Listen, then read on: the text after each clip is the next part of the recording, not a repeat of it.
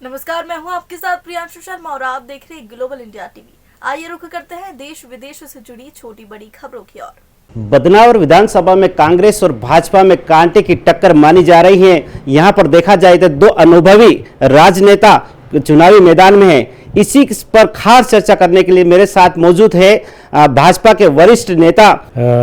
भाई साहब, बहुत ही अच्छा अभी माहौल है भारतीय जनता पार्टी के पक्ष में।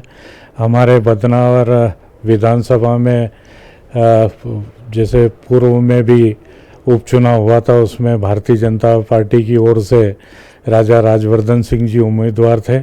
वो पिछली बार भी जनता ने उनको भरपूर आशीर्वाद दिया था और 31,000 से जीत के वह भोपाल की विधानसभा में पहुंचे थे। फिर मंत्री बनकर इस क्षेत्र में आए, तो काफ़ी कुछ उन्होंने 3-3.5 साल में इस बदनावर विधानसभा में काफ़ी कुछ विकास किया है।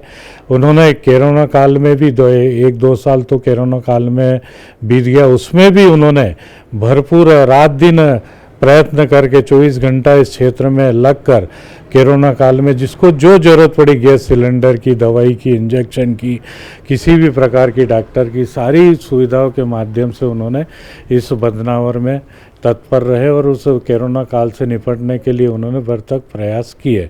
मंत्री राजा राजवर्धन सिंह जी को फिर भारतीय जनता पार्टी का उम्मीदवार बनाया। पूरे क्षेत्र में उनका जनसंपर्क अच्छा, समर्थन भरपूर उनको इस चुनाव में भी मिल रहा है, क्योंकि उन्होंने कई विकास किए हैं। जैसे हमारे चामला पट्टी में एक कई दिनों से मांग थी कि भाई एक चामला नदी है उसमें बैराज बन जाए, तो उनके माध्यम से हमारे मंत्री जी ने कम से कम 4-5 बैराज बनाने का उसमें काम किया, जो कि एक पडुनिया में बनकर तैयार हो गया, जलोद में बन गया है, एक नागदा से ऊपर भी बनकर तैयार है और 2 अभी एक भीड़ में और एक उधर आगे भी। सर, ये तो जैसे जिस प्रकार से विकास के मुद्दे हैं जी, लेकिन अभी क्या है, बदनावर विधानसभा में कांटे की टक्कर इसलिए मानी जा रही है कि कांग्रेस से भाजपा में आए राजवर्धन सिंह दत्तीगांव, तो वहीं भाजपा से कांग्रेस में आए भंवर सिंह शेखावत, दोनों के बीच अब वो दोनों अनुभवी हैं, राजनीति क्षेत्र में बहुत अनुभवी हैं, दोनों ही आमने सामने हैं, इसलिए कांटे की टक्कर मानी जा रही है। आप क्या कहेंगे?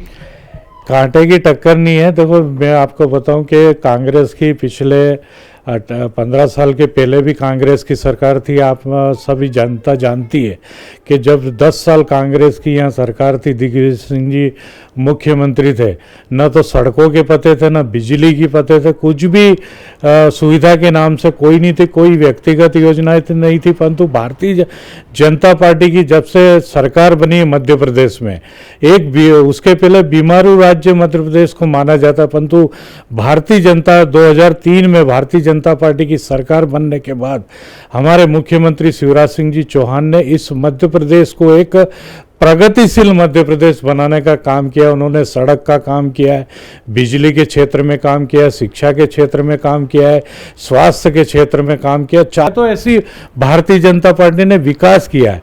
कांग्रेस ने कहीं किया, उसके बाद थोड़े प्रलोभन में आकर फिर 2018 में जनता ने कांग्रेस की सरकार बना दी थी कि 2 लाख रुपए किसानों का कर्जा माफ करेंगे, बेरोजगारों को 8,000 रुपये भत्ता देंगे, जो समूह है उसका भी कर्ज माफ कर देंगे। परंतु उन्होंने 15 महीने तक वो सरकार चली, परंतु उन्होंने किसी एक भी वादे को पूरा नहीं किया। उनके ही लोग भाजपा से प्रभावित होकर सिंधिया जी के साथ में कई लोग मंत्री, जिसमें 7-8 मंत्री भी थे, विधायक 20-25 लोग आकर फिर से भारतीय जनता पार्टी की चौथी बार सरकार बनी। उसके बाद फिर क्योंकि उन्होंने कांग्रेस की 15 साल की सरकार में जो शिवराज जी सरकार ने जो व्यक्तिगत योजनाएं चालू की थी गरीबों के उत्थान के लिए, वो सारी योजनाएं उन्होंने कांग्रेस की सरकार ने, कमलनाथ की सरकार ने बंद कर दी थी। फिर आप जो योजनाएं बता रहे हैं उस समय शेखावत जी जो कि अभी कांग्रेस के प्रत्याशी हैं, वो उस समय विकास कार्यों में वो भी मतलब भागीदार है बदनावर विधानसभा से, और आप खुद साथ में थे। 11 दिन में आपने उनको चुनाव जिताया था और यहाँ के विधायक बनाया था। उसमें विकास कार्य में वे भी साथ में, तो वे भी विकास कार्यों को मुद्दे को भुना रहे हैं। ऐसे में क्या करेंगे? देखो, वो हमारे साथ थे, हमारी पार्टी में थे, हमारे नेता थे, सर्वमान्य थे। पहली बार आए थे, लोग जानते ही नहीं थे। हम सब लोगों ने जो यहाँ के वरिष्ठ नेता से सब साथ मिलकर 13 दिन में चुनाव जीता कर इस 5 साल उनको नेतृत्व करना हुआ। तो भारतीय जनता पार्टी की सरकार थी, सरकार के नेतृत्व में सारा काम हुआ। अच्छा, उसमें दूसरा ये था कि अभी मतलब जो है बाबूजी राम राम, यानी कि बाबूजी कांग्रेस में चले गए लेकिन पंजे की बजाय बाबूजी राम राम का मतलब उन्होंने अपना सिंबल बना लिया है और बाबूजी राम राम चल रहा है, क्या कहेंगे? देखो, मैं आपको बताऊं कि कांग्रेस ने पहले बोला था कि कहीं राम का अस्तित्व ही नहीं है, जो राम के नाम से बड़ी चीड़ करते थे। आज भी आप देख रहे हैं कई सभा में कमलनाथ जी को रामनाथ का दुपट्टा पहनाने जाते हैं तो वो पहले ही गले में डालने के पहले हाथ में पकड़ लेते हैं। उनको परहेज है, परंतु ठीक है, अच्छा है। राम नाम का, राम कम से कम वो समझे तो सही कि राम भाई इस पुरुषोत्तम मर्यादा के एक राम है, वो हमारे भारत के एक वो सृष्टि के एक रचयिता है, उनका एक नाम ले रहे तो ठीक है, बढ़िया है, कहीं उसमें नहीं। सर, जिस प्रकार से ये चुनाव अगर मान लो यहाँ से दत्ती गांव जीतते हैं तो क्या पुनः उनका मंत्री बनना तय माना जाता है? दत्ती गांव जी जीतेंगे और अच्छे वोट से जीतेंगे। कम से कम 51,000 मतों से जीत उनकी निश्चित है। क्षेत्र की जनता उनके साथ है, उन्होंने विकास भी किया और मंत्री बनेंगे और बिल्कुल आप बड़े मंत्री बन के आएंगे और जो बचे हुए काम है इस बदनावर की तस्वीर और तकदीर बदलने का काम करेंगे।